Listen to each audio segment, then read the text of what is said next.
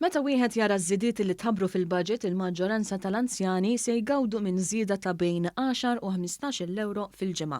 Dan tħabbar f'konferenza tal-aħbarijiet bit-tema Malta illi rridu għal uliedna indirizzata mill-Ministru Michael Farrugia, fejn ġie spjegat l-għajnuniet kollha illi se jingħataw lill-anzjani b'rabta mal-budget.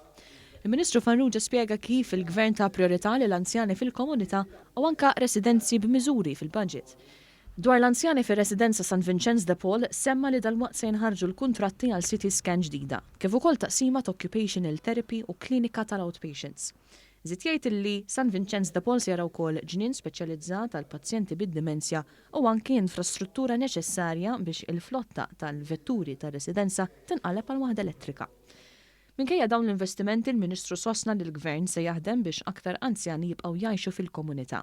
Għal dan il-għan il-Ministru qal li se jinħarġu kuntratti għall-iskavar ta' dar tal-anzjani fl-Imsida u wara din jinħarġu kuntratti għal dar oħra fil-Bosta. Stqar li wara proġett pilota ta' akkomodazzjoni għall-anzjani tul il-lejl issa imiss li dan is-servizz jiġi estis. Kenna diversi proġetti u għed mill-proġetti kien ġewwa Siġġiewi fejn parti minnu kien jitkellem fuq sheltered housing għall-anzjani.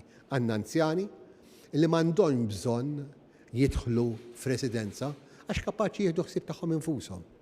Imma jixtiequ jgħixu f'ambjent ta' wens u jħossuhom ċertu solitudni, ċertu dwejja illi jgħixu ġewwa darhom weħedhom.